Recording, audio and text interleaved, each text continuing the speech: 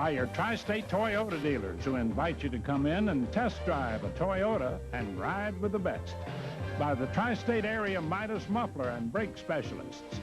By Dodge. For 1988, it's gotta be a Dodge. And by the Wiz. For everything in home entertainment. Nobody beats the Wiz. Hi, everybody, and welcome to Cleveland, Ohio. I'm Ken Harrelson along with Bobby Mercer. As the Yankees get set to take on the try-them finale of this three-game set, it will be the rubber match. It was Cleveland on Monday, then Luis Aguayo's two-run pinch-hit homer last night, even up the series. But tonight, Bobby, big things for Richard Dotson. He's been struggling all year. He's had a tough time against the Indians in his career. He's going to be asked to give his best performance of the 1988 season. Well, Dotson is on a 5-game losing streak, and he has really been struggling the last 5 or 6, 7 starts. In fact, he's only lasted 14, a little over 14 innings in his last 3 starts. The Yankees were hoping when they picked up Richard Dotson over the winter that he would give them at least 200 innings pitched, but he has been struggling, as the Hawk mentioned. 5 games that he's lost in a row. Big task for Richard Dotson, but I think he can do it. I hope well, so. Lou Piniella certainly hopes so. In fact, prior to the game, he said he doesn't even want to talk about the Red Sox series until after this game tonight is done. But we'll be back to give you the rest of the starting lineups right after this.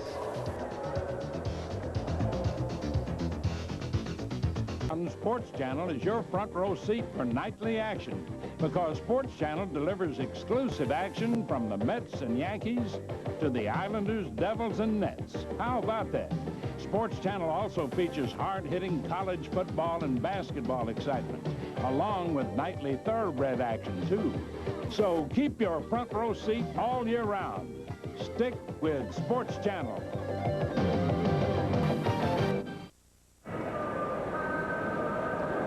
Well, live from Cleveland, Ohio, and the Yankees and the Indians about ready to get underway. And this is the finale of this 3-game series. The Yankees on a 7-game road stop, and the Yankees playing their first 3 games here in Cleveland and move on tonight after tonight's ball game for a 4-game series. That is a big series with the Boston Red Sox at Fenway. The Yankees are 1-1 here on this 3-game series with the Cleveland Indians. Last night's pinch hit 2-run home run by Luis Aguayo pulled it out for the Yankees, so they even the 3-game series in 1 apiece. The Yankees and the Indians are all tied up at 6-6 in this 1988 series. So tonight will be the rubber match in which the Yankees or the Indians can win out overall in their 88 season. Let's take a look at the lineups. First of all, for the visiting New York Yankees, leading off and playing left field, Rickey Henderson. Batting second in center field is Claudell Washington. Don Mattingly will bat third and play first base. Dave Winfield will be in the cleanup spot, but he will be the designated hitter tonight. Jack Clark in right field in place of Dave Winfield. They are just flip-flopping, and Clark will bat fifth. Mike Pagliarulo at third base, batting sixth. Willie Randolph batting seventh and playing second base. Joel Skinner, the catcher, batting eighth. Rafael Santana, the shortstop, batting in the ninth position. And as we mentioned, Richard Dotson on the mound with a record of 9-9. Dotson making his 26th start of the year. He has lost 5 in a row, making his 3rd start against the Indians here in 1988. He is 0-2 versus Cleveland right now. Career-wise, 7-8 with a 5.06 against the Tribe. On the other hand, let's take a look at the Indian lineup. Leading off and playing second base, Julio Franco. Batting second is Mel Hall in left field. Joe Carter will play center field and bat third. Corey Schneider in right field in the cleanup spot. Luis Medina will bat in the 5th spot and play first base. Medina will be sad and sorry that the New York Yankees will not be playing the Cleveland Indians. The Cleveland Indians will not be playing the New York Yankees anymore because Medina, he has just killed the New York Yankees as far as the long ball is concerned. He has 4 lifetime home runs and all of them against the New York Yankees. Dave Clark, the designated hitter, will bat 6th. Brooke Jacoby batting 7th and at third base. Andy Allenson, the catcher, batting 8th. Jay Bell, the youngster, at shortstop, batting in the 9th position. And Rich Yett on the mound, the right-hander, 8-5, 4.57 earned run average, making his 19th start of the year.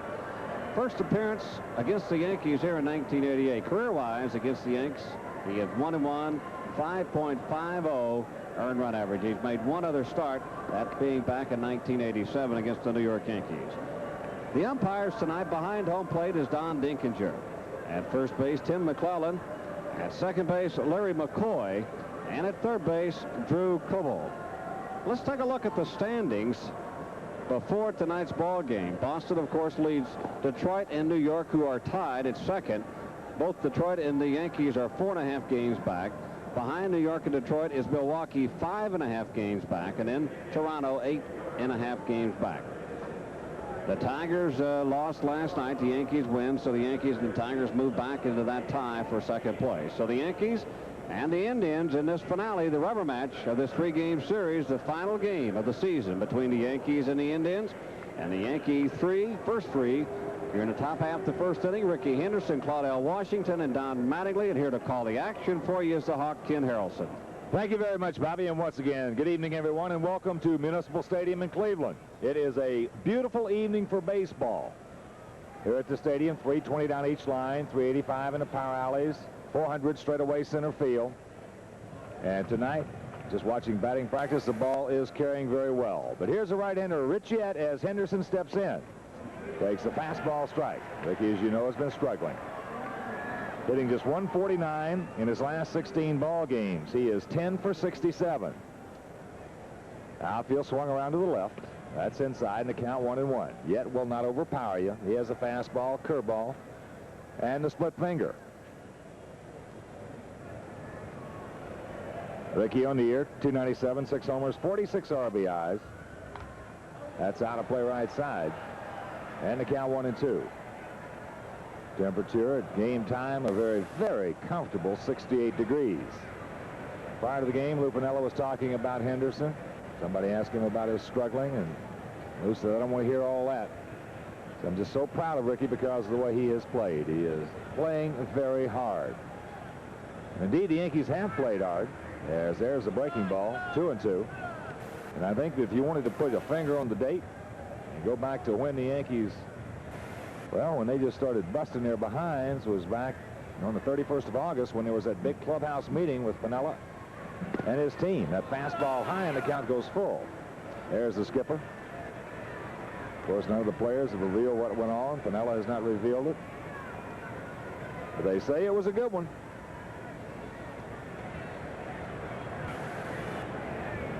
The payoff pitch to Rickey. Right on the inside corner goes Don Dinkinger, and that's out number 1.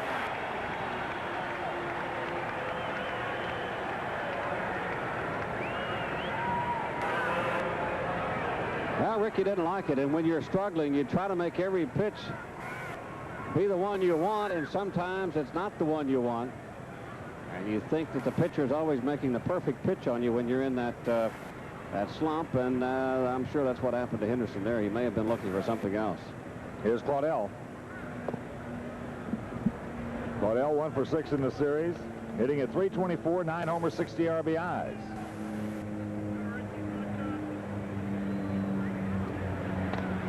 That's slash foul. The Indians defensively in the outfield have Mel Hall in left, Joe Carter in center, Corey Snyder in right. Around the horn, Medina at first, Franco at second, Jay Bell the shortstop, Brooke Jacoby at third, and the battery of Andy Allenson, and the 25-year-old right-hander out of Pomona, California, Richette. Check swing on the off-speed pitch, and quickly the count 1-2. Oh, well, a couple of big home runs, and Mr. CW is cranked out in the last week. A couple against the Tigers. That pitch slowing away. 2-2 the count. Claudell also has hit Cleveland pretty well this year. He's 11 for 29. He is now 12 for 30. Shot in the right field for a base hit, so Washington aboard. And that'll bring up the first baseman, Don Mattingly.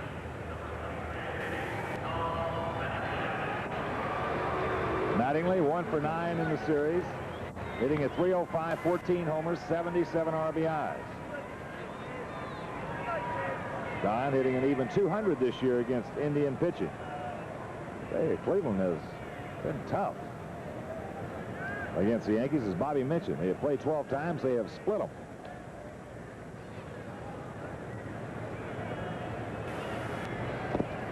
That's a little low. Well, in club pitching, both the Yankees and the Indians way down at the bottom. Cleveland 11th in the American League in pitching. The Yankees 12th. 4.23 earned run average coming into this ball game. Cleveland has. New York 4.30. So both the pitching departments have been a little bit off as far as the Indians and the Yankees are concerned. Cardell's off. There's a throw by Allenson. Not in time. So second base umpire Larry McCoy. So Washington, there's good play by Andy Allenson. He got rid of that ball in a hurry. Cardell had a good jump over there, so he steals his 12th base of the season. Jay Bell tries to put a swooping tag on Claudel. He knows that's the only chance that they have. Putting the tag on Washington. Watch this swoop by, and I'm not so sure that he may have caught that hand before it got to the bag. I thought he was out from up here. But again, Larry McCoy standing right on top of it. Meanwhile, Allenson, boy, he got rid of it in a hurry and right on the money. So now the count 2-0 to Mattingly.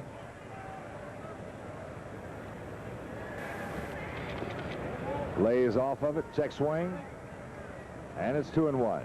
That's been one of the biggest problems that Mattingly has had, I would say, in the last 60 days, is not being able to stay back on that off-speed pitch. They are just making him look silly on the off-speed pitch. Jack Morris with that changeup that he was throwing Mattingly. Mattingly knew that Morris was going to throw it to him, and he still couldn't react to it. That's cute. That's trouble if it gets by yet. That's going to be a base hit. So a little squibber down the third baseline, and Mattingly aboard. Well, I'll tell you, Bobby, you know, at the point that you bring up right there, I would say in the last, as you take another look at the little cued base hit, I would say in the last 3 weeks, Don Mattingly has taken more bad swings than I have seen since he has come into this league. Yeah, I have never seen Donnie be in a slump or be that bad at the plate as far as his swing and his mechanics are concerned this year. I really haven't seen that. And I know that there's nobody that tries harder than Don Mattingly and takes more batting practice and works on his hitting more than anybody in the American League than Don Mattingly. He's got in that rut and he just can't get himself out of it. Here's Winfield. Dave 3 for 3 last night. Hitting .335 on the year, 24 homers, 101 RBIs. This year against Cleveland, he is 15 for 39. That'll pencil out at .385 with a homer, and he's knocked in 6. No score, top of the first inning. You know, Hawk, it's a funny thing. You say, well, Mattingly should know he's such a great hitter when he's doing something bad and his mechanics are bad. He should know exactly what he's doing and correct it. Mattingly knows what he's doing, but it's not that easy to correct it. If a player could correct it immediately, we would never have any slumps. If you had the answer to it, we would never have any slumps. And if I had the answer to it, I'd be a multi-millionaire today. Well, aren't you? Well, I mean, I'd be more of a multi-billionaire. Okay. All right. David didn't like that. He thought that was low. And the count 0-2. That would put me right up in the class of you and Donald Trump. Donald Trump. Trump. I don't know that I could handle it, but I'd be right there with you and Donald. 0-2 the count to Winnie. Outfield swung around to the left. Nice gap between Carter and Snyder. Washington is second. Mattingly at first. That's low.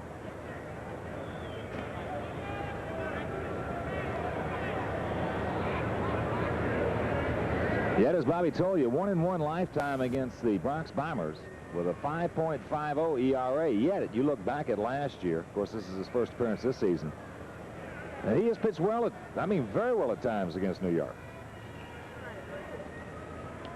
Decent lead by Washington. And the count hangs at 1-2 with Jack Clark on deck.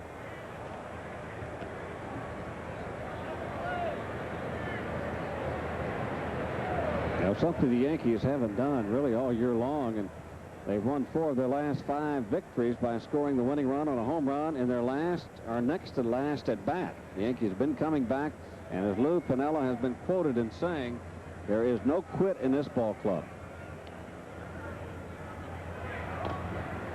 That's beat foul. Well, one of the things I believe that was overlooked about last night's ball game was the fact that if you just cut that game up from a baseball standpoint, once again, Roberto Kelly coming into play in the game. When he was sitting the pinch run, the Indians put the left-hander in there. Scott Bales so that he would not steal a base, also forcing Bales to throw more fastballs, and Aguayo got a 2-0 fastball and pumped it right out of here. So again, the importance of Roberto Kelly on this ball club. That's the third time in the last week that he has been a factor. You know, he may be the good luck charm from here on in. Seems like, well, like you say, every time Roberto has been put in there as a pinch runner, something has happened positive for the Yankees. I wish Roberto would get his wrist well, though. Well, the Yankees, Lou Piniella, certainly feel the same way. There goes Washington. Good rip by David. Claudel had a good jump right there. It would have been tough for Allenson to throw him out. Winfield with a good hack, and the count hangs at 1-2.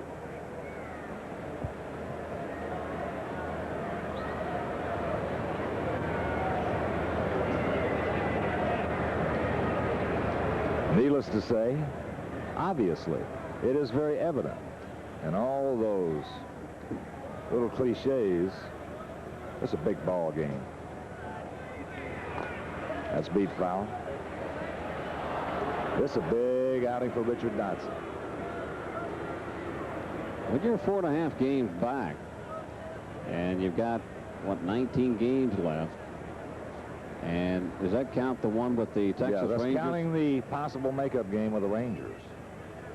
Yeah, they may have to make up a ball game with the Texas Rangers that were rained out earlier this year. Boy, you'd sure like to see them have to make it up. Wouldn't that be nice? Yes. There go the runners. That ball hit hard into center field. Tiger goes back on the track, looks up, put it on the board. That's a home run for Winfield, and the Yankees lead it 3-0. A line drive right over the center field fence.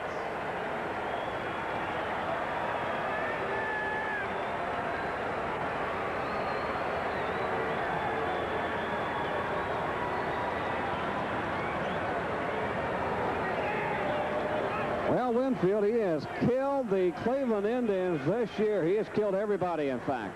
Home run number 25 for David, and 102, 3, and 4 RBIs on the year. You can see Carter going back. He was playing shallow. This is a line shot over the 400 mark, dead center field. And Mattingly, he had already rounded second base. He knew it was a home run. When you're a home run hitter, you just know when they're out of there, no matter whether you hit them or whether you're on base. Big man knew it. I thought he was going to pass Claudel just for a second there. I'm talking about Mattingly. Yeah. Clark takes it up high. Well, you know, there were some stories in the paper several weeks ago about Winfield saying he didn't want to be arrested. Meanwhile, you think back, Bobby, and you tell me if you've ever seen Winfield swing the bat this well in September. And I believe one of the reasons is the fact that Piniella arrested him. He played a lot this spring. He played almost every day first part of the year. He needed a rest. Piniella, regardless of all the stories that were coming out, Winfield said he did not want to take a day off. Piniella still rested him, and I think we're seeing the results of that right now. Well, one of the reasons for that young man right there, Kenny Phelps, coming over to the Yankees, not only adding some left-handed bat to the Yankees and some power, but for Lou Piniella to give Dave Winfield, Ricky Henderson, Claudel Washington, some of those guys a little bit of rest, and rotating them around and keeping everybody fresh. I'll tell you what, it means a whole lot when you can get a day off the DH or just take a day off every once in a while. Bet you Bippy. Clark just got a piece of it. And the count 2-2. Jack 2 for 8 in the series. 8 for 40 this year against Cleveland pitching. But he has hit 3 homers and he has driven in 8 runs. You just feel like a new man when you take a day off. I don't know what it is. It's so refreshing to you as a player. And physically, when you come out. There's a base hit.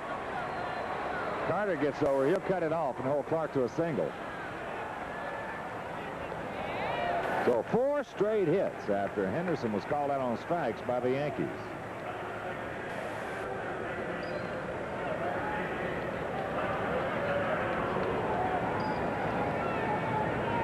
Mark Wiley, pitching coach, now of the dugout. As we mentioned at the top, Rich Yett is not going to overpower you. There's the skipper of the Tribe, Doc Edwards, talking with Johnny Grohl and the Edwards in the jacket. Yett has to have that good control. He has to keep the ball down. And that was a good at-bat by Winfield. If you'll recall, fouling off about 5 pitches. A couple of them were tough, good pitcher's pitches. Finally, Yett got the fastball up out over the plate a little bit.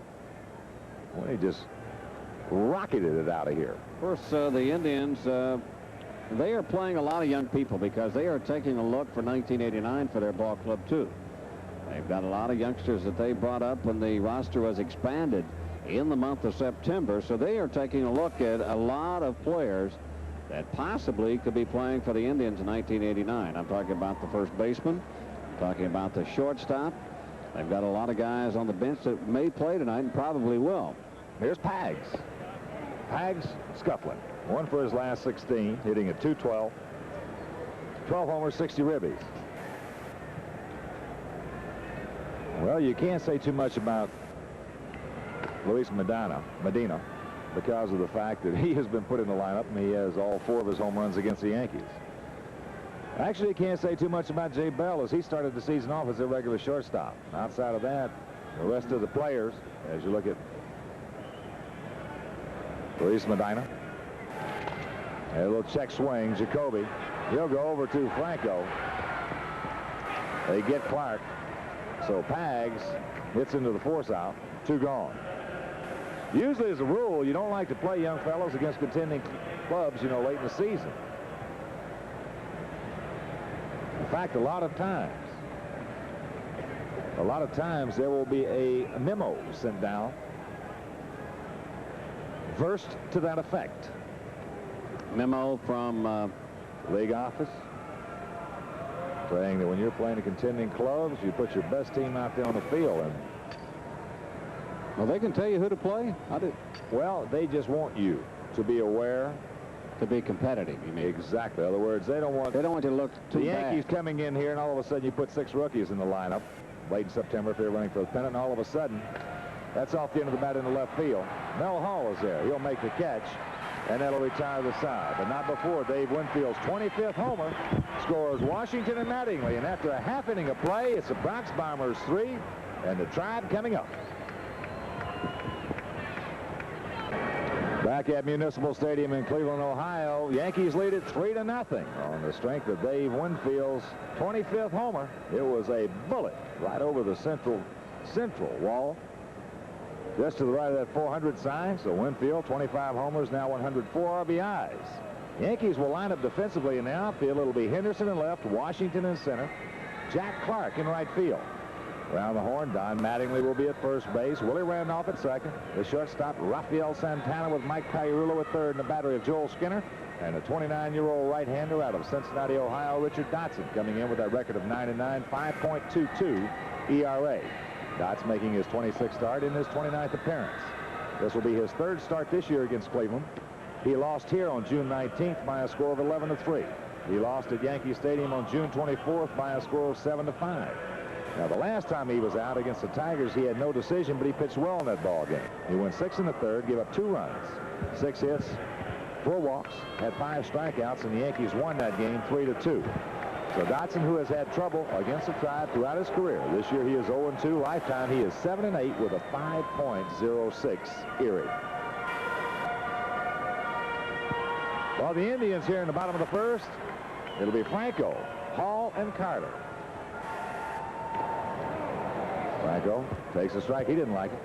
But about getting back to that little memo we were talking about, the league, of course, I think the most precious thing that baseball has is its integrity.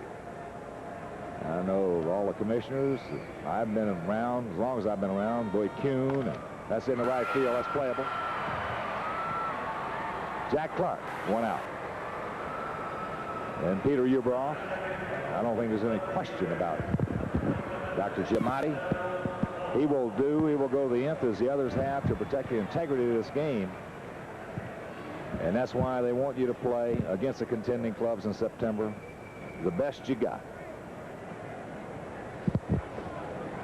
Here's Mel Hall, 28-year-old left fielder, hitting at .291, 6 homers, 64 ribbies. Hall's home run production down this year, but he does have 31 doubles and 3 triples. Well, with the Yankees, excuse me, I'll go ahead. I'm just going to say, with the Yankees jumping out to a 3-0 lead, that may alleviate some of the tension that Dotson may be carrying out there. There's a changeup, right side, Mattingly. Look at the play by Mattingly. Mercer, 2 gone. What a play on the short hop with a top spin. This is a big league play all the way. He gets caught on the short hop. He olays it and then makes a perfect throw to Dotson covering the bag.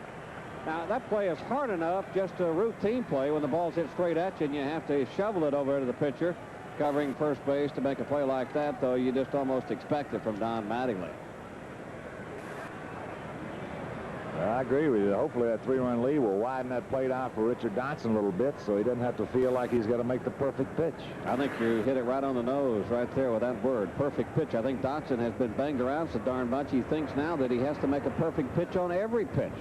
So consequently, he's not rearing back and throwing the ball freely. He's so worried that if he throws one down the middle of the plate that somebody's going to hit it out of the ballpark.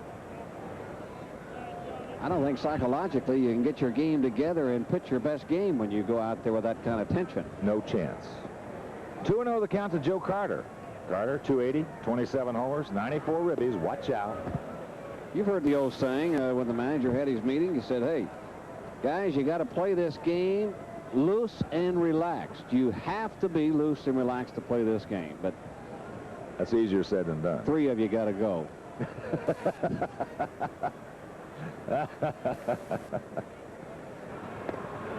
Dotson walks Carter on 4 in a row.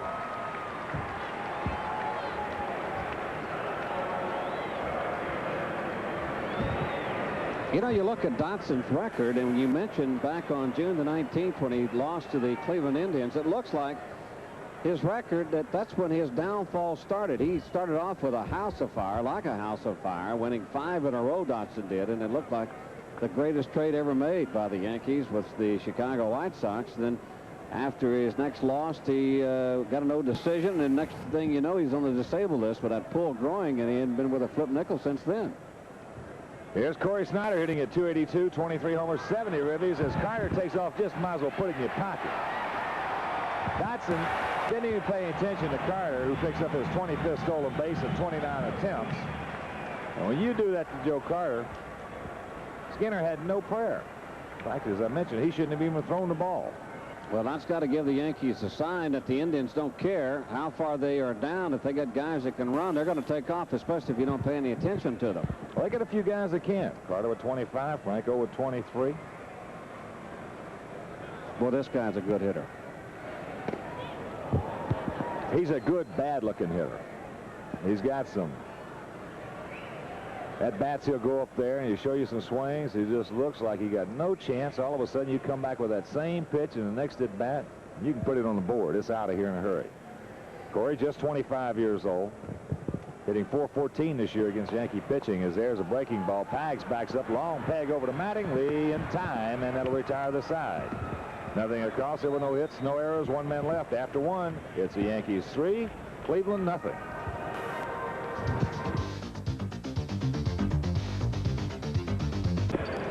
Well, tonight and Saturday afternoon, Sports Channel will once again ask for you, the fans, to select the Sports Channel Yankees most valuable player. Here are this season's choices.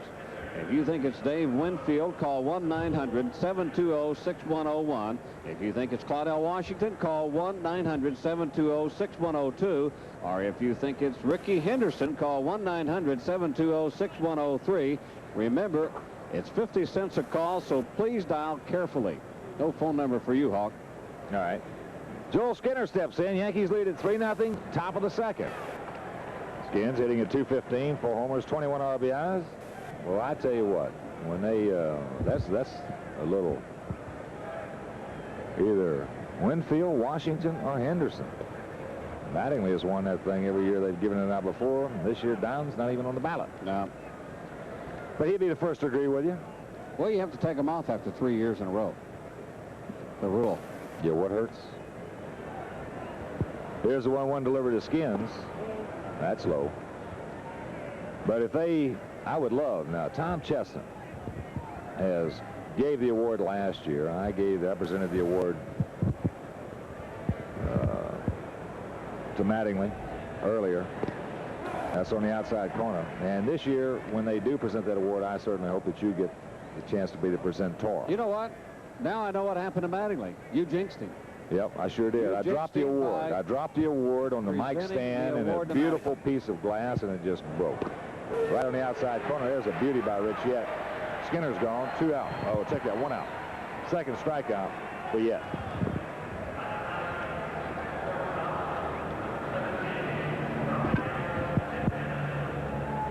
That'll bring up the shortstop, Rafael Santana. Well, actually, Mattingly, if you really want to get to it, his problem this year is that you hadn't been down there working with him. I know one thing. If I had all of my players that had the same kind of problems at Mattingly that we're talking about having this year, I really wouldn't be that sad. From Fenway Park, after 1 inning of play, Baltimore nothing, the Red Sox nothing. That's Bautista against Boddicker.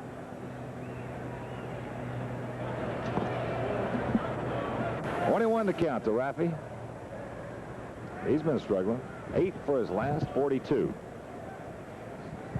Outfield playing him to pull sharply. Carter way over towards Hall and left, and Hall over towards the line. We have not seen this defense against Rafael Santana. Santana normally an opposite field hitter.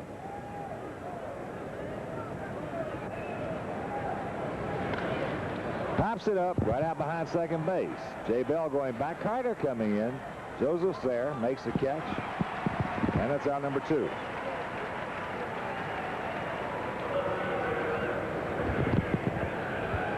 Boy, there's a good player. There is a fine baseball player. From Oklahoma City. Joe Carter. Yep. He can do a lot. In fact, he can do it just about all. Here comes Ricky. Ricky was called out on strikes last inning.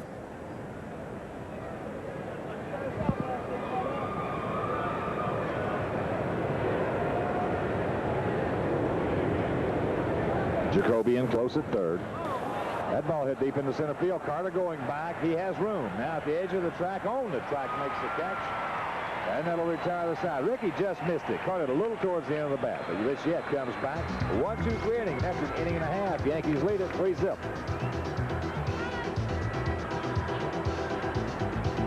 Things into September with the Yankees as the Bombers launch their final assault on the American League East.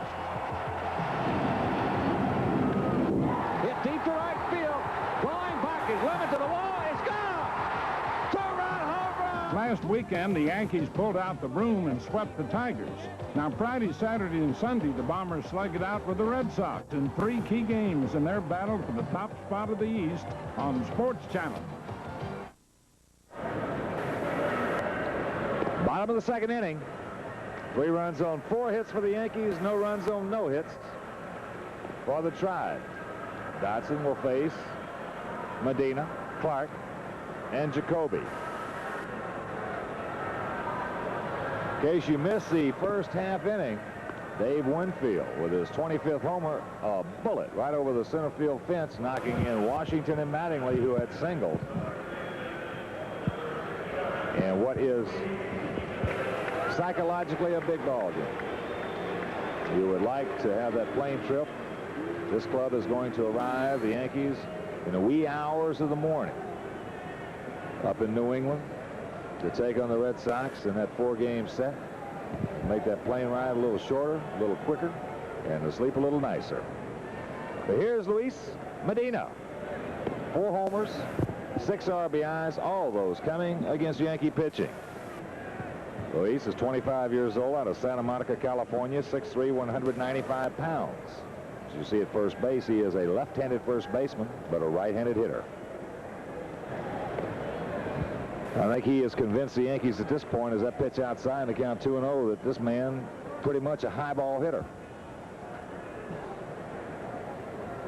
I think he's convinced the Yankees that he's a pretty good hitter all around.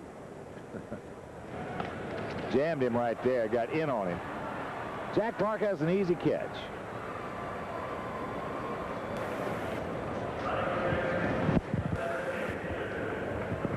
We'll bring up the DH, Dave Clark, hitting at .265, 3 homers, 12 ribbies.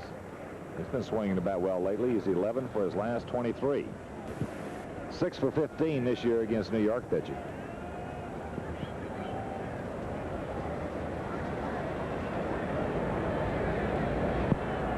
Very small crowd in attendance tonight on a beautiful evening for baseball as a fastball strike. Indians this year, after that, getting off to that big start. In fact, leading the league for a while, drawing some tremendous crowds. That has dwindled. They are now averaging, good change by Dotson. They're now averaging 19,319. You put a winning ball club here in Cleveland, and they will draw. They just haven't had anything to really root for in the last decade. It's hard to have a winning club here. And I say that as we get an update from Fenway Park in Massachusetts. Orioles put 2 on the board in the top of the 2nd inning. That's off the end of the bat on the change. Another nice play by Mattingly over to Dotson. 2 gone.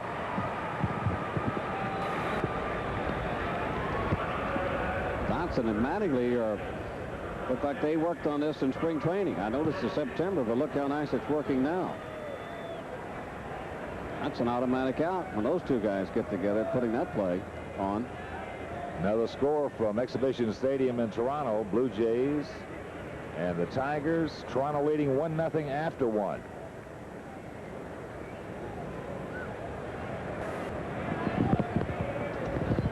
Brooks Jacoby.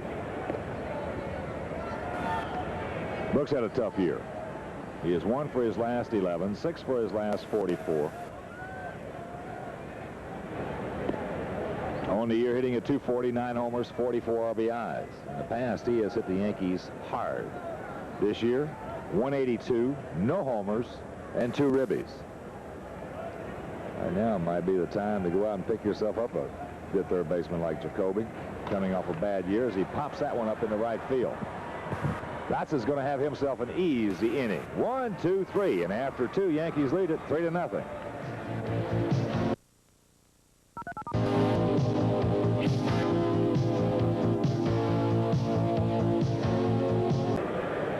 This copyrighted telecast is presented by authority of the New York Yankees and is intended for the private, non-commercial use of our audience. Any publication, reproduction, retransmission, or other use of the pictures, descriptions, and accounts of this game without the express written consent of the Yankees and Sports Channel is prohibited. Top of the 3rd inning, and there's last night's hero, Luis Aguayo, sitting there in the corner by the cooler with his jacket on, chewing a little sunflower seeds. His 2-run pinch hit homer off southpaw Scott Bales gave the Yankees a 5-4 victory. But once again, there was a reason why Bales was out there, and the reason being Roberto Kelly was pinch running. Doc Edwards and not Kelly did not want him to steal a base. He brought in the southpaw, had to throw the fastballs. Louis got him a 2-0 heater and lit him up. Cardell Washington takes the ball. Cardell started off that 3-run Yankee first with a sharp single in the right.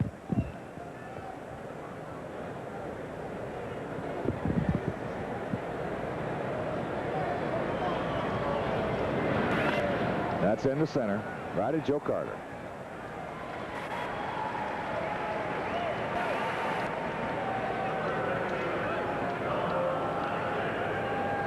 Here's Don Mattingly.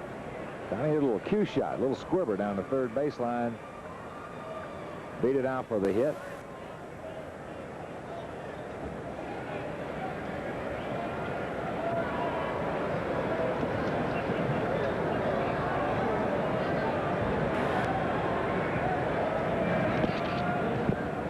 Takes the ball.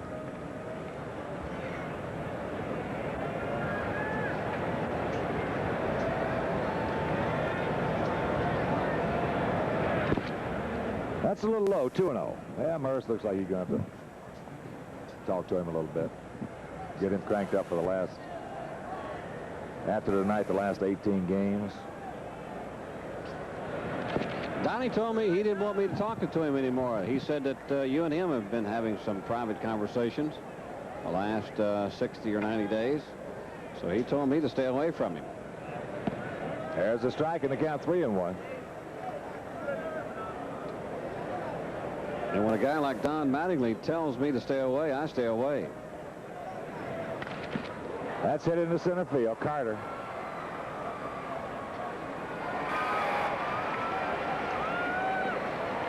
Two out. I'll tell you one thing, though. If a guy can take care of any problems, it's Don Mattingly. It's the hardest thing in the world to try to work yourself out of a slump or a jam during the course of a season, because you have to come out here every day and perform or try to perform against live pitching. You don't have time to set aside a week and work on it. Here's Winfield, that big 3-run homer in the first. Well, one of the other aspects of that scenario you presented is the fact it's doubly tough when you're trying to win a pennant. Breaking ball low. There just seems to be, you've been there. You've been on a club trying to win a pennant, and you've been going bad. I've been there, and all. It just seems to be more of a sense of an urgency, so to speak, every time you go to the plate. Or even in batting practice. Even in batting practice, it just seems like that when you take your 10 swings or your 15 swings, that you need a few more. You want to try to work on something. But there are some things that you can do if you're in a slump. There are little things that you can do that you normally wouldn't do if you were hitting the ball well. And I'm talking about taking it upon yourself to sacrifice a runner once in a while. Take it upon yourself to choke up on the bat and make sure you pull the ball to one side so that the runner can advance. Try to bunt for a base hit once in a while if they give you a chance to bunt for a base hit. There's always a little something that you can do when you're not swinging the bat well, and it's those guys that never try to take advantage of that when they're in a slump, and they just continue to dig themselves a bigger hole. 2 balls, 2 strikes to Winfield.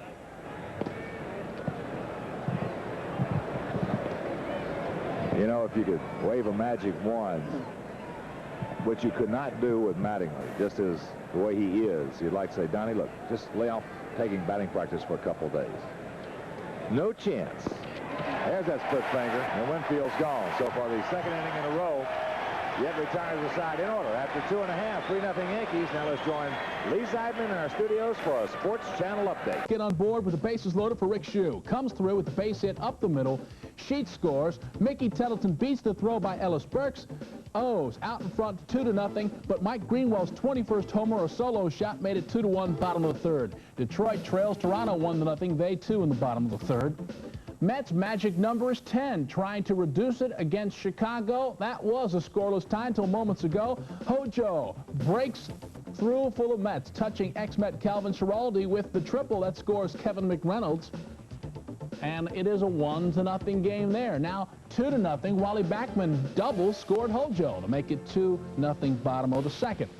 So that's the news for now. Sending back to Cleveland after this.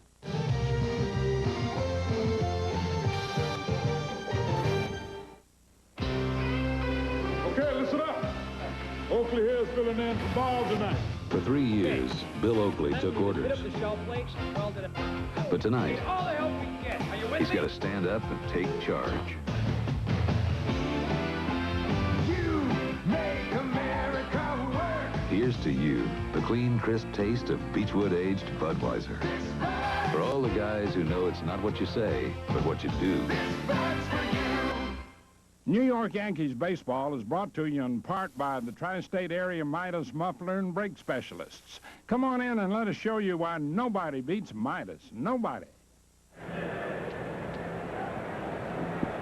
Well, a Yankee fan among the small crowd in attendance tonight as they get set to move to the bottom of the third inning. Yankees on top, 3-0. For the Tribe, it'll be Allenson, Bell, then the top of the order, Julio Franco to face right-hander Richard Dodson.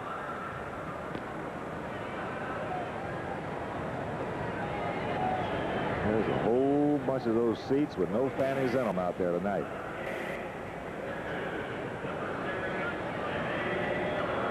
So here's the catcher, Andy Allenson. 26 years old, 6'5", 215 pounds, hitting at .241, 4 homers, 47 RBIs. Outfield spread out straight away. Tags, even with a bag at third, almost at the cut of the grass. Mattingly back at first.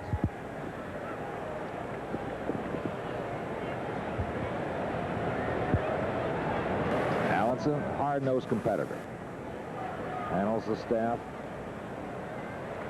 the way the Indians feel to be in a fashion of very well. That's out of play right side. Of course, the Tribe has been beset with pitching problems the last several seasons. A couple of years ago, 1986, led the American League in hitting with a team average of 281.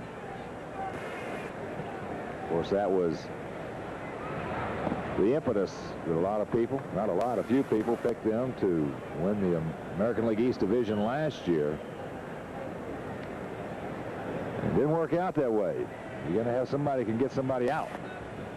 That pitch gets away from Skinner, and the count 3-1.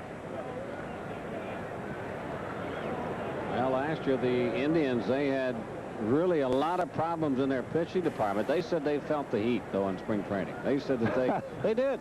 They said that they started choking in spring training when they started picking them to win the Eastern Division. That's in the center field right at Claudell. You know, but at least they I can't admitted understand it. that. I just cannot understand how, because somebody picks you to win your division, that you can start feeling the heat in spring training. Well, they don't. I mean, if you want to get into June, July, August, yeah, I can see where the heat could come up and grab you a little bit. Here's Jay Bell. Well, just 22 years old.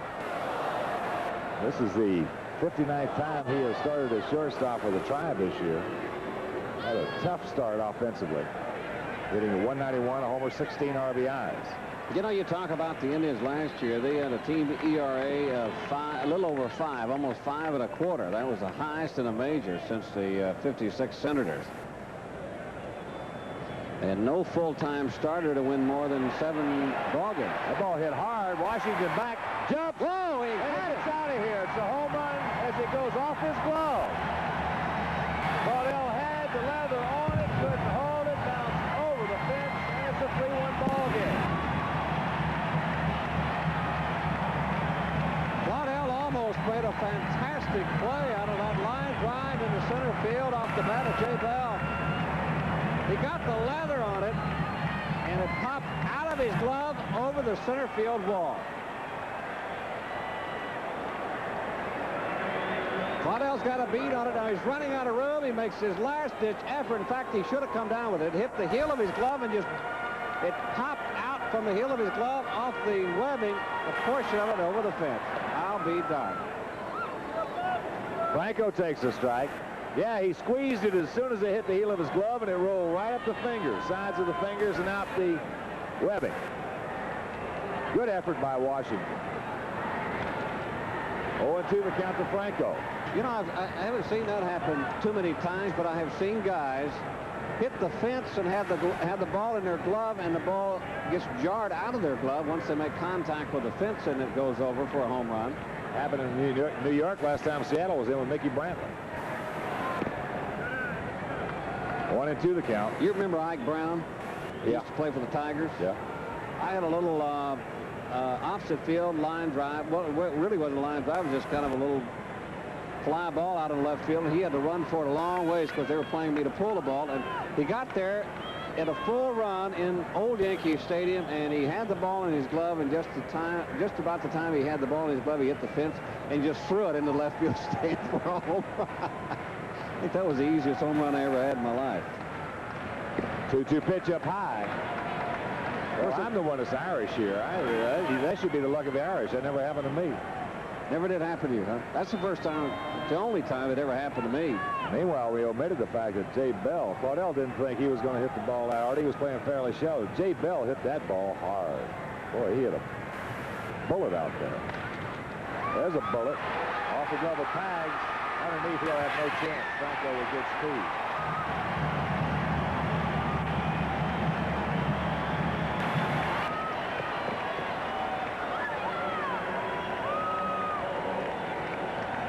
Hard shot, and the ball comes up a bit. Pagliarulo could not hang on to it. He did not react to it. The ball was off the heel of his glove. Franco, with that good speed, beats it out. Yeah, even though the ball was hit hard, it could have been caught very easily. They give him a hit. And here's the left fielder. Wow. Mel Hall. Well, the play was really tougher than it would look like on the replay. The replay is going in slow motion, but still the ball could have been caught.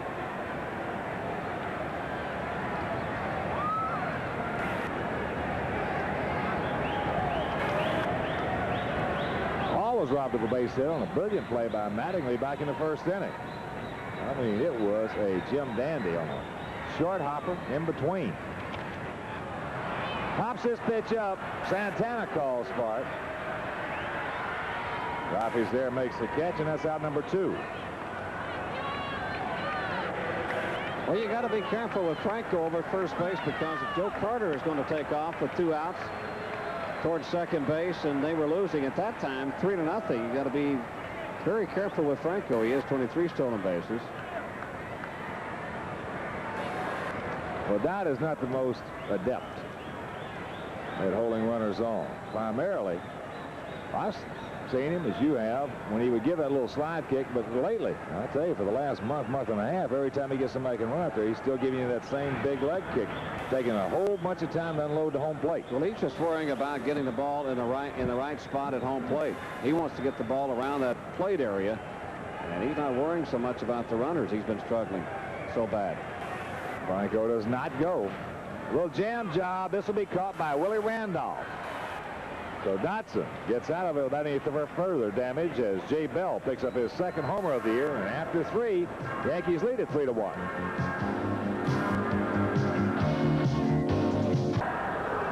It's the top of the 4th inning. Along with Bobby Mercer, this is the Hawk Ken Harrelson from Municipal Stadium in Cleveland, Ohio.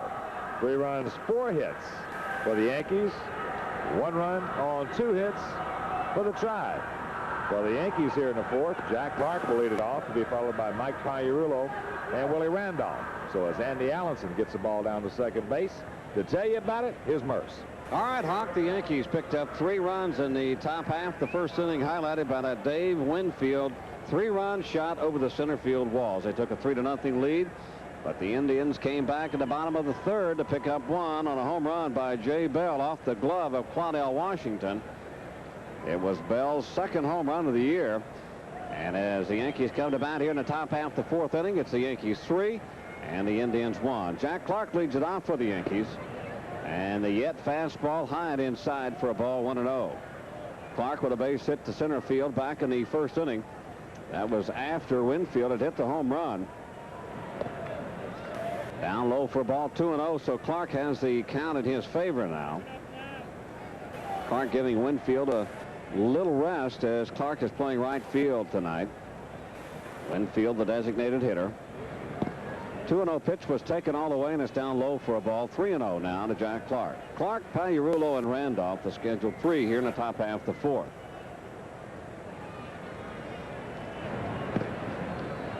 Four balls, and Jack Clark is on.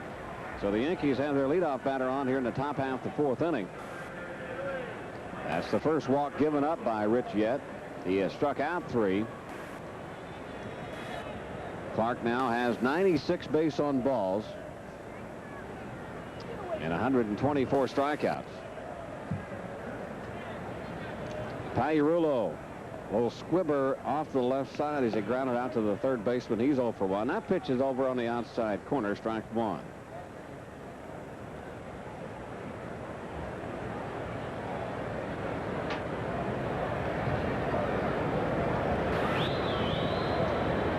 As the Hawk mentioned, Pagliarulo really struggling with the bat, but this is in the right center field. This is going to fall for a base hit.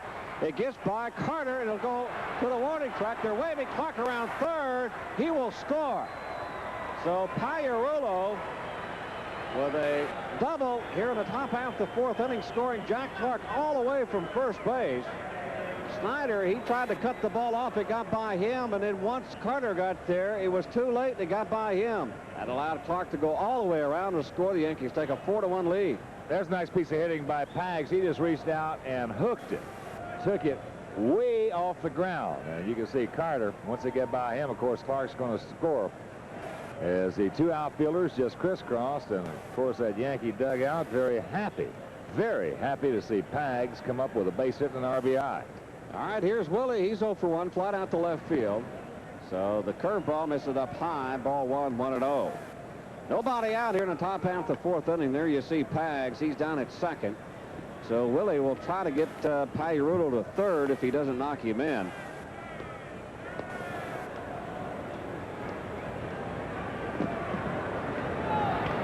That's Foul back off the right side. Activity now in the Indian bullpen. Brad Havens, the left-hander, warming up. There's Havens. An update at Fenway. Through 3 innings of play, it's Baltimore 2 and Boston 1 now. Boston picked up a run in the bottom half of the 2nd inning. So that game is now in the top half of the 4th at Fenway. That's inside and low. So it'll be 2 balls and a strike. In the Detroit-Toronto game in Canada, after 2.5 innings of play, it's Toronto 1, Detroit nothing. That's fouled at home plate. The count goes to 2-2. How many times does a walk just come back and just bite you right on the rear end? I think just about every time a pitcher walks a player, it's almost the worst thing that he can do, because the player seems like he always finds a way to score. That's exactly what has happened here in the top half of the 4th, because Yet walked his first man, his first Yankee in this ball game. That being Jack Clark leading off, and then Pagliarulo with the double in the gap in right center. Ground ball left side, but it goes foul.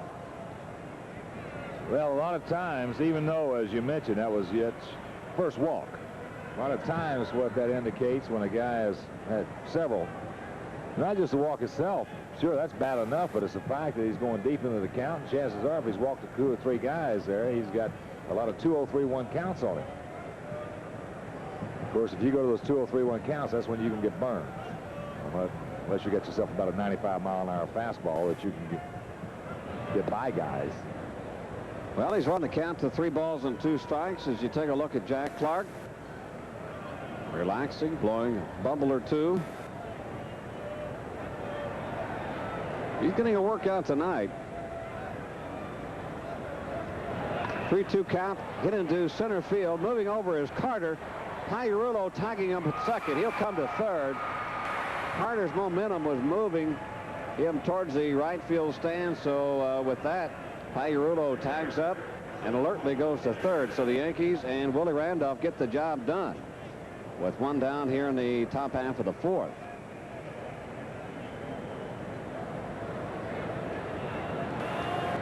So an RBI looking Joel Skinner right in the face. Skinner struck out his first time up. He's 0 for 1. Well, Lou Piniella. He's probably sitting over there thinking, well, should I maybe squeeze? Well, I was just going to say, Joel was grimacing there, it looked like a little bit, and I was just going to say that Piniella has already squeezed once this year with Skinner, and it was successful. The infield is playing halfway for Cleveland. And the squeeze is on. Skinner does what a great job. Flip by Yet, not in time. Yankees lead at 5-1.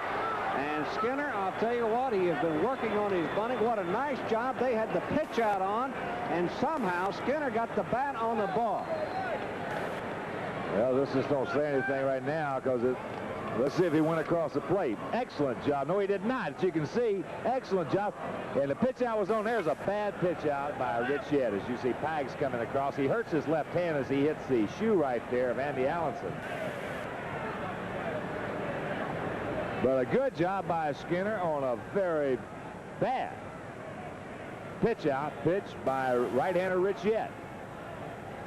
Great job done by Joel Skinner as he picks up an RBI, number 22 for him, and the shortstop Santana at the plate. Raffy 0 for 1. And the Yet fastball inside.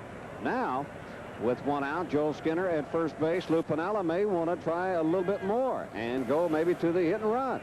Santana, the good guy, to hit the ball to the opposite field. That's down low for a ball. 2 balls and no strikes.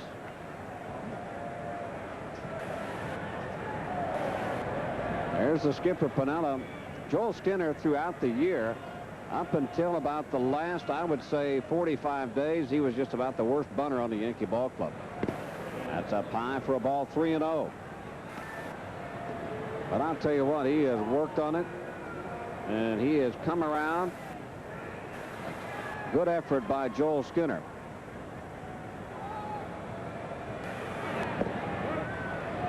You got to have a lot of confidence in a player when you put on a squeeze play. Well, confidence to the degree that maybe he can get a bat on it because of the fact you don't think he can knock him in. Well, that too, but the fact that Joel has been such a bad bunter in the past. Well, he's been working, as you mentioned. There goes Skinner. The pitch is swung on, line drive, base hit. So the hit and run works. Skinner around second on his way to third. He'll make it. And now the Yankees have runners at first and third and only one down. Well, the Indians really had that play covered the way it was supposed to be with Santana at the plate. The only thing is Santana outsmarted him. The shortstop, Jay Bell, was covering on the hit and run, and Santana went out and hooked it right in the hole. Right to the vacated spot of Jay Bell. Here comes the skipper, Doc Edwards. That's going to be all for Rich Yett. So Lou Piniello's got the Yankees here squeezing, hitting and running. And the long ball coming back in the first inning from Dave Winfield, that 3-run homer. Yankees trying to run the Indians right out of the yard here in the rubber match of this 3-game set. Well, you don't want to take anything for granted. And you'll take the runs when you can get them. And the Yankees are now beginning to execute perfectly on everything that they're asked to do. As you look at the right-hander and starter Rich Yett, he is out of this ball game. The Yankees now with 5 runs on 6 base hits. And here comes the left-hander Brad Havens. Ricky Henderson is the batter. Well, there's a case of Doc Edwards got to be livid at Rich Yett, especially on that pitch out. I mean, there's when a guy's getting paid. Now, he might not have his good stuff that night. He might be in some problems, but all of a sudden, now look, here's a pitch out, as you see. Look where the location of the ball is. It would not surprise me at all to see Doc Edwards, who can get hot. When I read about it in the paper tomorrow where he's got to find $500, or $499. $499. $499. Because it was $500. Now the player can go to arbitration. He can file a grievance. Grievance, I mean, not arbitration. Arbitration. I know one thing. I'd find him $499. Arbitration is $500 million. You go to arbitration. And then I might wait till the 16th and find him $499 more. Hawk, you're too tough. You're just too tough. I tell you, that's just. Of course, you know, from the Yankees standpoint, they're glad to see the bad mistake right there.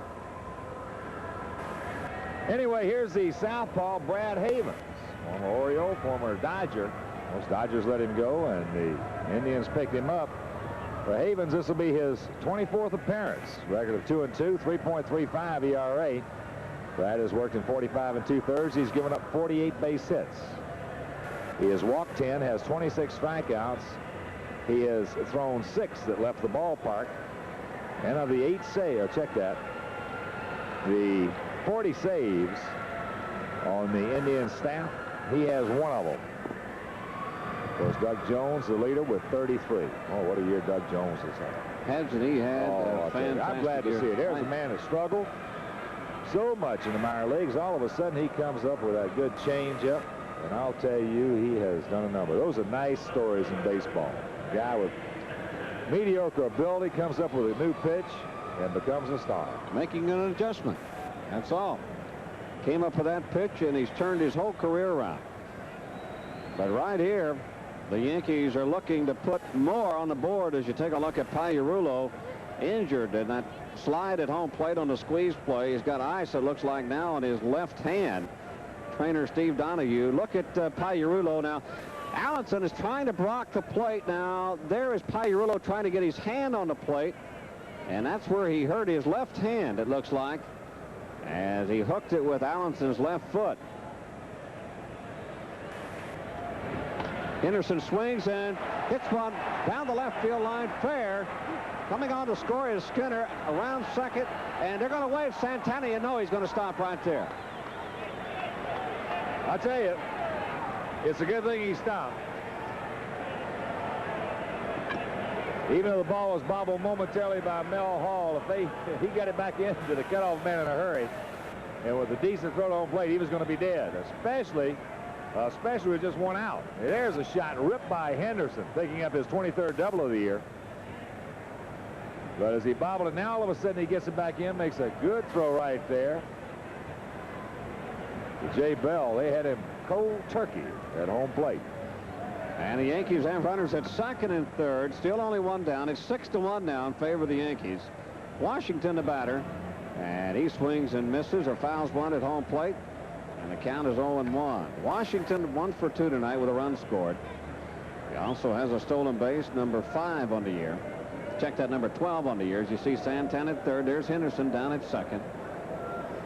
Infield in now. Jam shot, little looping liner right at Havens as he just snags it. A reaction play, and Havens comes up with it. And there's 2 down. Good reaction here by Havens.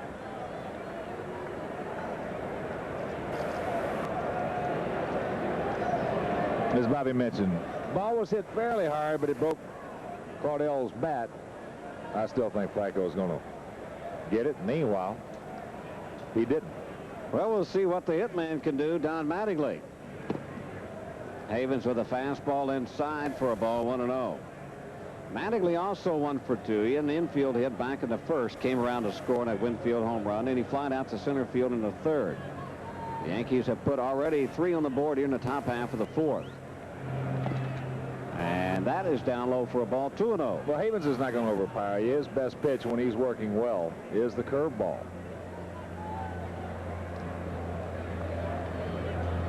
I always thought that he had pretty good stuff, but he's just never been able to really put it together. That's inside, ball 3-0. So now Mattingly, the left-handed batter, got a 3-0 count on him. Winfield on deck.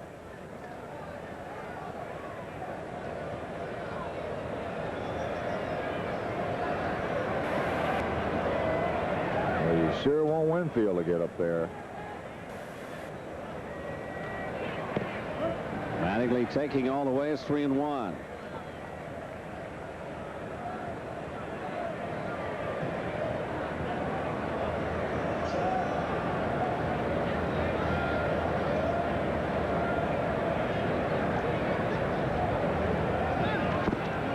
Pitch swung on and missed. Strike 2, 3-2 now. So Donnie was in the driver's seat on the 3-1 pitch. Winfield on deck. There you see the runners at second and third. Henderson down at second. Santana at third. 2 outs here in the top half of the fourth. Breaking ball on 3-2. He misses outside. So the bases are full, and Dave Winfield is the batter.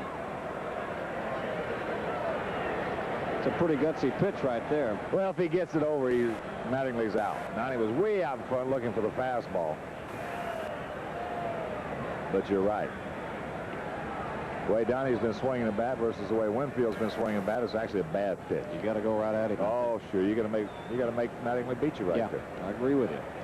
Dave Winfield will step in. Dave with that big 3-run home run to put the Yankees out in front top half the first inning. He struck out back in the third, so bases are full here in the top half of the fourth. And the pitch way inside, almost hit it.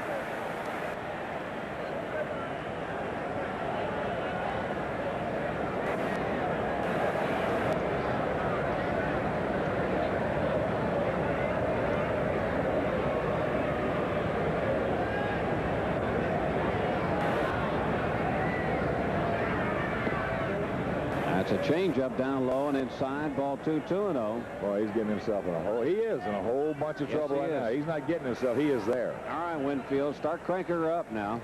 Crank it up. He gets a fastball right here. You're going to see one hellacious swing. I wouldn't be surprised if David doesn't take the 2-0 pitch. I'm not kidding you. Let's see what he does. Yeah. Down low for a ball, 3-0. Now activity. Right-hander Jeff Dedman in the Indian bullpen. So Havens in a whole heap of trouble right here. Top half the fourth inning. He took over for Yet. He's having problems finding the plate. 3-1. Now we go back to the 2-0 where you're going to see some kind of swing. Oh, right here, you bet.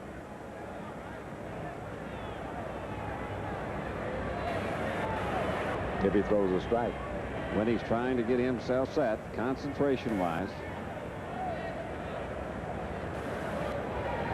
Whoa, high chopper. Shortstop Jay Bell will go the short way to force the runner at second. Winfield got his pitch. He just got on top of it a bit. That'll end the inning as the Yankees send 9 men to the plate here in the top half of the 4th inning. They come up with 3 runs. And at the end of 3.5 innings of play, it's the Yankees 6, Indians 1. Well, once again, a reminder, tonight and Saturday afternoon, Sports Channel will once again ask you, the fans, to select the Sports Channel Yankees' most valuable player. And here are this season's choices. Now, dial correctly because it's 50 cents per call. Now, if you think it's Dave Winfield, dial 1-900-720-6101. If you think it's Claudell Washington, dial 1-900-720-6102. Or if you think it's Ricky Henderson, call 1-900-720-6103. Remember, it's 50 cents a call, so please dial carefully. And there are the numbers. Winfield, Washington, or Henderson.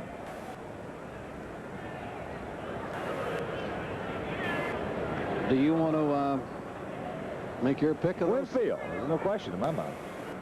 Winfield. Okay, I agree with you. They can have my 50 cents. Here's mine. Of course, it cost me $1 because I probably dialed it incorrectly the first time around. Whatever. Bottom of the 4th inning as Corey Snyder leads it off for the Indians. Richard Dotson now working with a 6-1 lead as Snyder swings at a fastball up high. 0-1. Snyder 0 for 1. He grounded out to Pagliarulo back in the 1st inning. Now, you know, Merce, there's only one more homestand. I know it. One more. This thing is winding down in a hurry. Of course, after that big 4-game set with the Red Sox, the Yankees will return home for their final homestand of 1988. It'll be Monday the 19th, 20th, and 21st with Baltimore. And, of course, the 23rd, 24th, and 25th with the Boston Red Sox. So make your plans to be with us at the stadium. I can't wait. 1-2 now to Corey Snyder. Believe it or not, Corey Snyder has a fracture of his 2nd metatarsal of his left foot. He's playing with it. Little squibber off the right side. Dots it over quickly, picks it up, and puts the tag on Snyder before the ball rolls foul. Nice action play. Good play by the pitcher, Richard Dotson. Watch Dottie just pick him up and tag him at the same motion. That's his only play, as he sticks it right in his gut. I wonder he didn't lose it. I'll tell you one thing, you got to give Corey Snyder a little round of applause right there. Playing with that fracture, as you mentioned, and running as hard as he could. Well, we got a scoring update right here. From Exhibition Stadium in Toronto, the Blue Jays and the Tigers. Blue Jays leading 1-0. 1 run on 1 hit for Toronto. No runs on 4 hits for the Tigers. And a scoring update from Fenway Park. It is now 3-2 Boston. That's after 4 over Baltimore. 3 runs, 4 hits, no errors for the Red Sox. 2 runs, 4 hits, no errors for the Orioles. Luis Medina with 1 out. He flied out to right field. Medina joined the club and the roster is expanded on September the 1st. He led the AAA with 28 home runs at Colorado Springs and ranked 4th in the PCL. That's the Pacific Coast League, but a fine young-looking hitter. What, he hit 35 the year before, didn't he? Yeah. Waterloo?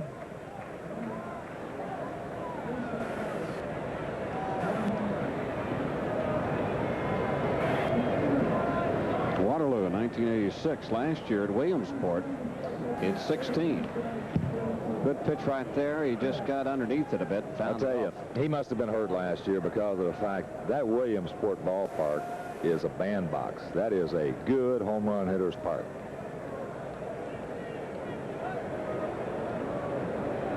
If you were to say 65, the Yankees would believe you. He only got 300 and just a little over 300 at bats. So he was out for a lot of the season due to an injury. But I'll tell you what, he's got a short, quick swing, and he doesn't do a whole lot of things that are bad at the plate as far as the mechanics are concerned. How could anybody who's seen him play against the Yankees not say he's perfect? Yeah, from what I've seen, obviously. But I'll tell you what, when the ball leaves his bat, you know, you can see this and you can tell it, and you can always Talk about when a player has that kind of an ability, when the ball leaves their bat, it just seems like it explodes. Live bat. Up high, ball 4. So Dotson walks his second man.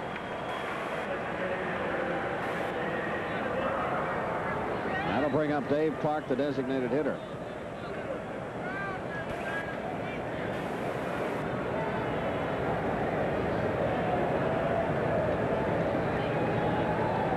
Clark, a left-handed bat. Grounded out to Mattingly. As Mattingly and Dotson work that play at first base on him. Now 6 for 16 against the New York Yankees in 1988. Right here's where Dot's got to put that 5-run lead out of his mind. He's got to go at pitch by pitch, hitter by hitter, inning by inning. That's fouled off the left side. That'll even the count up at 1-1. One thing about Richard Dotson, I know it's been a frustrating year for him. It's been a frustrating year for his teammates toward him, the manager and coaches towards him, the fans towards him. But one thing you cannot take away from Richard Dotson, he will every time he goes out there, even if he gets ripped and he doesn't have any kind of stuff, he will give you everything he's got. You know, now last year when pitching for the White Sox averaged in the high 3 runs. 3.97 runs per Dotson start. Here for the Yankees are averaging 5.76 runs every time Dotson starts. Ground ball right side, but it's fouled. Well, first part of the year when he was on that 5-game winning streak, it seemed like they got him 12 or 13 every time he went out. Yeah.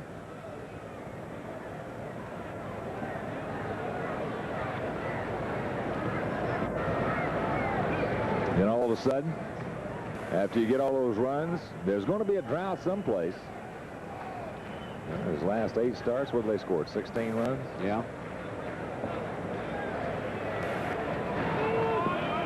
Down low for a ball. Balk is called. Balk. First base umpire Tim McClellan calls a balk on Dotson, so Medina moves to second. That'll be a no pitch. This is the only crew right here that has called a balk on Dotson all year. They called a few balks in the last 6 ball games or 7 ball games with the Yankees. They've been with the Yankees the last 2 series. Beckinger, McClellan, McCoy, and Coble. That's fouled at home plate. One thing about this crew, they are consistent. There's no question about it. And they have done overall, even though they had a couple of run-ins with the Yankees in that Detroit series early on, this is a good crew. Last night, Coble threw John Candelaria out of the ball game. Of course, Candyman, he's not doing anything, so didn't bother him. Didn't bother him or the ball club. 2 balls. Yes, did he stay? Huh? Did he stay?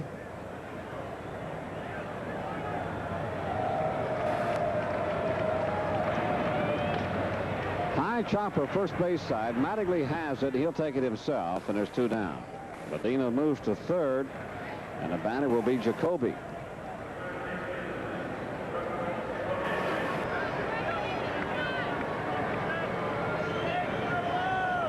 You know, before today's ball game, they had a nice ceremony here celebrating Herb Score, broadcaster, radio broadcaster, has been here 25 years, his silver anniversary.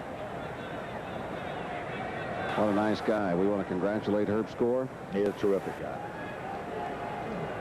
Herb said, when I started here, I was the youngest broadcaster with Cleveland. He says, now I'm the oldest.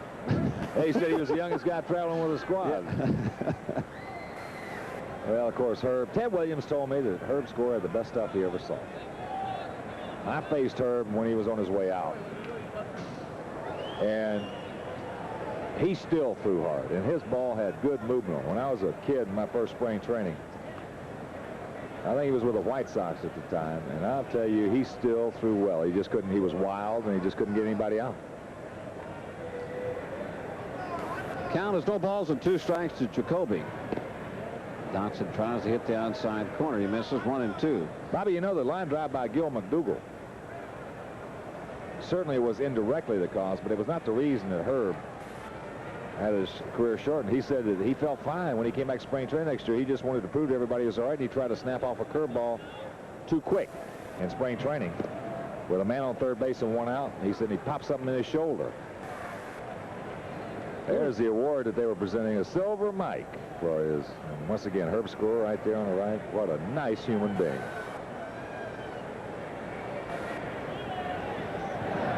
Two and two as Jacoby swings at the 2-2 pitch, strike 3. So Dotson picks up his first strikeout of the ball game. That'll end the inning for the Indians here in the bottom of the 4th inning. At the end of 4 innings of play, Yankees 6, Indians 1.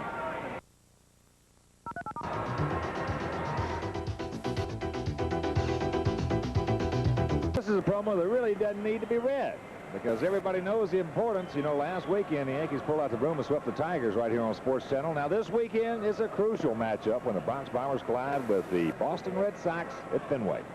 The Yankees battle for the top of the East when they take on the Bo Sox Friday at 7:30 on Sports Channel, Saturday afternoon at 1 on Sports Channel Plus, and Sunday afternoon at 1 on Sports Channel. So that's this weekend. Thursday, starting tomorrow, Thursday, Friday, Saturday, and Sunday, the Yankees against the Red Sox. Hello. Hello, as the Yankees bat here in the top half of the 5th inning. They lead the Indians 6-1, and they've been scoring runs in bunches. 3 runs top half the 1st inning, 3 runs top half of the 4th inning. Yankees sent 9 men to the plate in the top half of the 4th. And to start that inning off in the 4th was Jack Clark, as he does right here in the top half of the 5th inning. Clark officially 1 for 1 tonight. Base hit.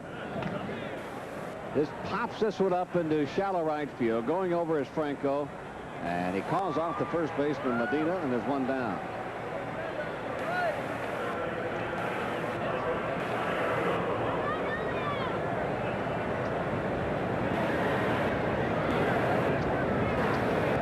Gotta bring up Mike Pagliarulo. Tags with a big double back in that 4th inning as he doubled into right center field, scoring Clark all the way from first base. So Tags now 1 for 2 with an RBI and a run scored. Brad Havens, who came on in the 4th inning to take over from the starter Rich Yett. That pitch is inside for a ball, 1-0. Couple of updates here, Bobby. After 1 at Comiskey Park in Chicago, Brewers leading the White Sox 2-0. Billy Long started that game for the White Sox. We had no pitcher for Milwaukee. There's a ground ball to the second baseman. Franco sucks it up over to Medina, and that's out number 2. Baltimore came up with a run in the 5th inning, and after 5 are tied with the Red Sox 3-3. 3-5-0 for the Orioles, 3-4-1 for the Red Sox. Toronto still shutting out Detroit 1-0. That game now in the bottom of the 6th inning up at Exhibition Stadium in Canada. Randolph, the batter, he's 0 for 2 tonight. He flied out both times, once to center field and once to left field. The fly ball in the 3rd inning that he flied out to center field on, he sent Joe Carter all the way into right center field. It was good enough to move the runner, Mike Pagliarulo, from 2nd to 3rd with only 1 down, so Willie got the job done anyway. That pitch is inside, now leaving the count up at 1-1. I mentioned Havens came on in the 4th. His first batter was Ricky Henderson. Henderson promptly doubled down the left field line, picked up an RBI, and then Claudell Washington lined back to Havens. He walked Mattingly and then got Dave Winfield to ground out to end that inning. 2 balls and a strike now to Randolph. You know, this team has really turned around, Hawk, ever since Randolph has come back off the disabled list. They seem to have more life, especially on the infield. He has stabilized that infield. The double play is being made just about every time now with Willie at second base. They know when the double play is in order, the ball is in on the ground, and if they get it to Willie Randolph, it's going to be made. That gives the pitcher more confidence. It gives the infielders more confidence. It gives everybody more confidence. Everybody, outfielders as well. Ball 4 up high. I just think the Yankees have felt the leadership that Willie has put on since coming back from the disabled list. Well, you take the alternative. Certainly the leadership is vital if you're going to try to contend. But the alternative was they were having to play guys out there that balls were not being caught, double plays were not being turned. All of a sudden now that plate goes from 17 inches to 10 inches in the mind of the pitcher. Well, actually, the Yankees were playing guys out of position. Sharply hit into center field. Skinner going back is Carter off the top of the wall. They're going to hold Randolph at third as Skinner pulls in at second base with a stand-up double. I mean, that was a line shot, dead center field off the top of the wall. I think Carter thought it was gone. I think Willie Randolph thought it was gone. Well, it's just a rocket, that's all. It's a laser. Watch Carter. He knows he can't get to it. The ball's hit so hard. Now, watch how closely it comes to going out here. Just a couple of inches from adding 2 more. Carter got a good carom right there. Quickly got it back in, and Randolph had the hole at third. So Skinner's 14th double of the year. Now Yankee runners at second and third with 2 outs. And the shortstop Santana at the plate. Of course, he got Havens for a home run on Monday night. Fastball in there for a called strike, 0-1. No activity in either bullpen. That's just about as quick as you. I don't care who's hit. Winfield, Clark, Canseco. Well, let's forget about Canseco. That's just about as quick as you go. Forget about him. And by the way, he's going to be the next 40-40 man, the first 40-40 man. He's already got, what, 39 home runs. All he needs to do is get the home runs out of the way, and the rest. You are the biggest chalk player. Well, I mean, I knew that he was going to do it when he was 30-30.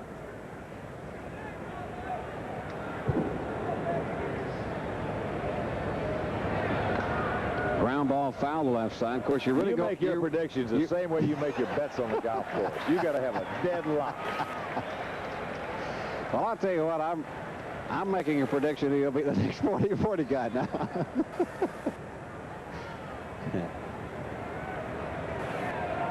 I loved what Mickey said the last time Mickey was with us. Heck, if I'd have thought that 40-40, I thought already somebody had done the 40-40 deal. If I'd have known somebody hadn't done it yet, I'd have done it myself. Well, the thing about that is the fact that knowing Mickey Mantle, like you know him and I know him and his teammates know him, it's the truth.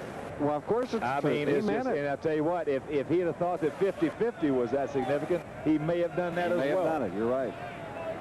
Talking about 40 home runs and 40 stolen bases. It's been a few guys with 30 home runs and 30 stolen bases, but nobody has ever hit 40 home runs and stolen 40 bases until this year. High fly ball, left center field, playable as Carter moves over there to make the catch, and that will end the inning for the Yankees here in the top half of the 5th. No runs on 1 base hit. They leave 2 at the end of 4.5. It's the Yankees 6, Indians 1. Well, you see some fans here. They have seen that play, haven't they? Yeah. Not a bad play. No, it's a wonderful play. And looks like they have stolen that sign from the play and have brought it here to the ballpark. I tell you, we're just being inundated with people from Oklahoma City in this area tonight. Bobby Mercer, Joe Carter, Tom Sturdivant, former Yankee right-hander, stopped by to say hello in the booth. Old Sturdy, I remember Mantle hitting against him right-handed. Sturdivant, a right-handed pitcher, when he was throwing that knuckleball.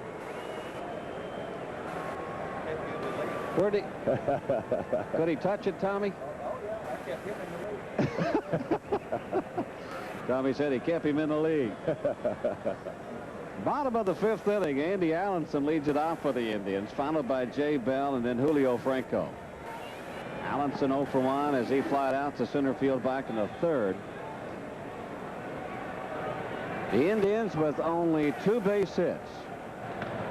That's lined into left field. Coming out is Henderson, but he won't get there as it falls in front of him. Make it 3 base hits now for the Indians.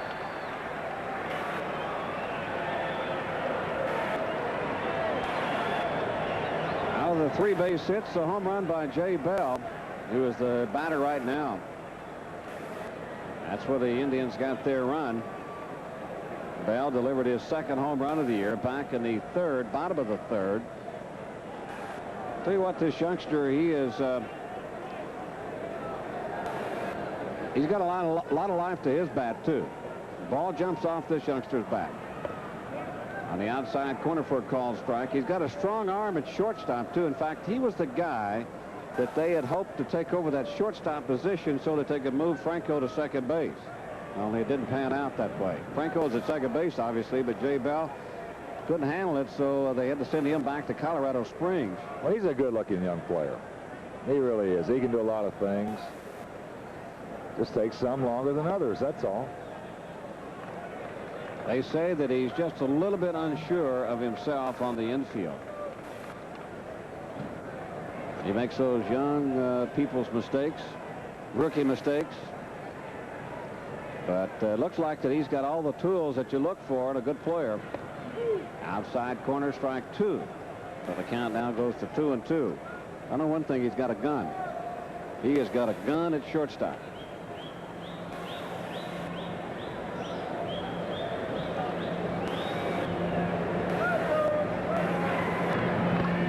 Little ground ball right side. Randolph to Santana for one. Back to Mattingly as Santana's throw pulls Mattingly off the bag. So Willie gave him a bad relay. He gave him a bad throw there to second base. Give it to him a little too low and to his left, as you'll see on the right here, as you'll see it. Now look at the throw right there.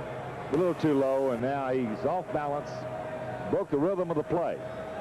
See, Allison came up with that leg, that right leg, pretty high in the air. Oh, it's a routine double play if Willie gets him a good throw. Well, all that praise we were giving Willie about the double plays and all that stuff. I don't care how good you are. You want to bet on the next one? I don't care how. I'm just going to say I don't care how good you are. Once in a while, you're going to make a little error once in a while. You won't see that too many times from Willie, as Franco takes one down low for a ball, 1-0. I'll tell you what, you talk about somebody strong. Now, Julio Franco is strong. To hit like he hits with his hands way up in the air. And look at his left hand where he's got it on the knob of the bat. He's only got it in his thumb and his first 2 fingers. I don't know how he even holds on to the bat. Outside corner for a call strike, 1-1. But look at the pipes on him too. Oh, he's got some guns on him. He's got some arms on him. But his hands how in the world does he hold on the... I'll tell you, Bobby, I have never seen... Franco's the only guy I've ever seen hit like that. He's only actually hitting it with 1.5 hand.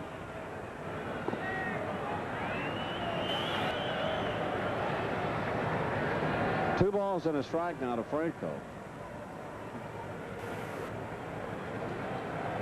I've never in my life seen anybody grip the bat the way that Julio Franco grips it. Well, I've seen a lot of guys, you know, with the little finger off, as you have, you know, play with a lot of guys. Like, never seen him with the last 2 fingers of that lead hand off the bat, though.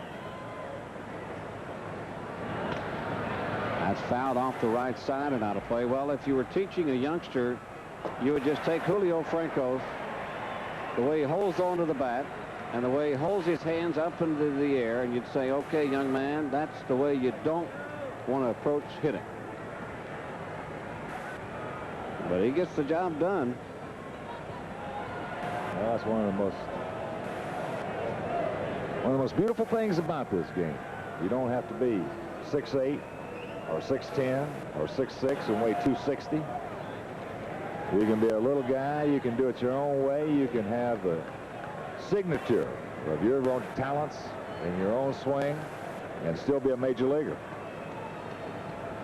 And more so today than 15 years ago. Much easier to make it to the big leagues in today's time. That's down low, ball 4. So Dodson walks Franco. Runners at first and second with one out here in the bottom of the 5th. Couple of updates for you at Fenway Park. After 5.5, game tied at 3, Orioles and Red Sox. At Comiskey Park in Chicago, after 1.5, Brewers leading the White Sox 2-0. After 6 at Exhibition Stadium in Toronto, 1-0 Blue Jays over the Tigers. Lou Piniella on his way to the pitcher's mound. People beginning to throw now down in the Yankee bullpen. Looks like Dale Mahorsik now getting up in the bullpen. There's Mahorsik. Tell you what, 6 pitches and he's ready. That's the one great thing about Dale Mahorsik. I mean to tell you, he gets ready in a hurry. That's the kind of guy you like to have in the bullpen. Mel Hall, the batter. Lines one into right field. Moving over is Clark. It's going to fall for a base hit. Around third is Jay Bell. He will score. They're going to wave Franco in. Mattingly's throw, not in time. Almost into third. It's now a 6-3 game in favor of the Yankees.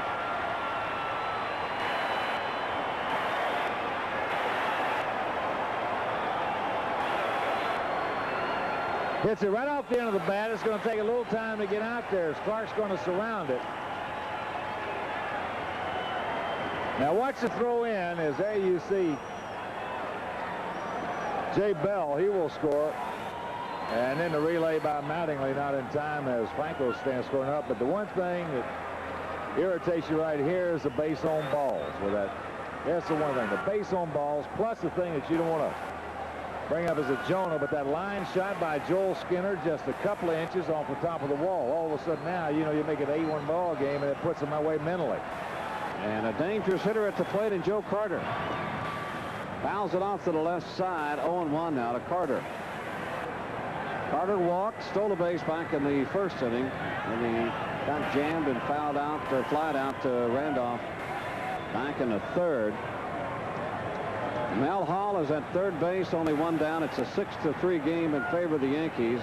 Indians with only 4 hits in this ball game, and they have 3 runs. Well, Willie on that play made a mistake as well. That's a conceded double right there, and he was not the cutoff man. And when Clark gave the throw in right there, if he's there being the cutoff man, Franco's not going to score. Yeah, that's the reason Johnny Grohl, you got to give him credit too, because the third base coach saw that, and that's the reason that he sent Franco home. Otherwise, he would have stopped him at third.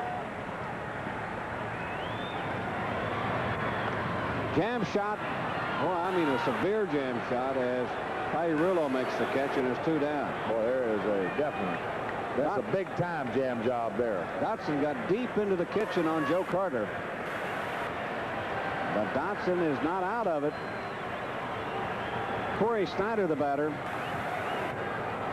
Corey 0 for 2 is grounded out both times.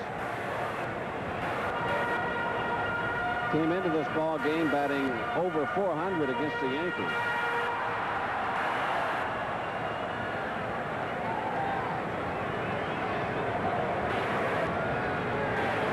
Medina on deck for the Indians. In there for a called strike. 0-1.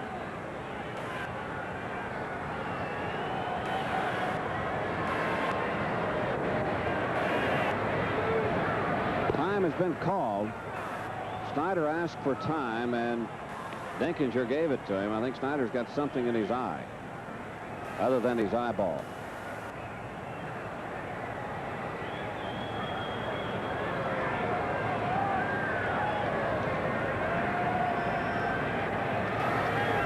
I know one thing, if you have a lot of pine tar on your gloves, you try to get that stuff out of your eyes. The next thing you know, your eyelashes are sticking together, and you got a major problem. Whatever it was, it's out of there now, and he's ready to go. 2 outs here in the bottom of the 5th. And the pitch is outside for a ball that evens the count up at 1-1. Maharsic now is ready in the Yankee bullpen in case Piniella needs him. Curveball swung on and missed. Strike 2, 1-2. There you see Maharsic. He's down there with the ground crew. It's kind of tough to get warmed up in the Indian bullpen. I mean, at this stadium. You can see the ground crew there. You got to throw through the ground crew. He will if they interfere with him. I'll tell you that. They don't get out of his way. He will, right? Up high, ball 2, 2-2.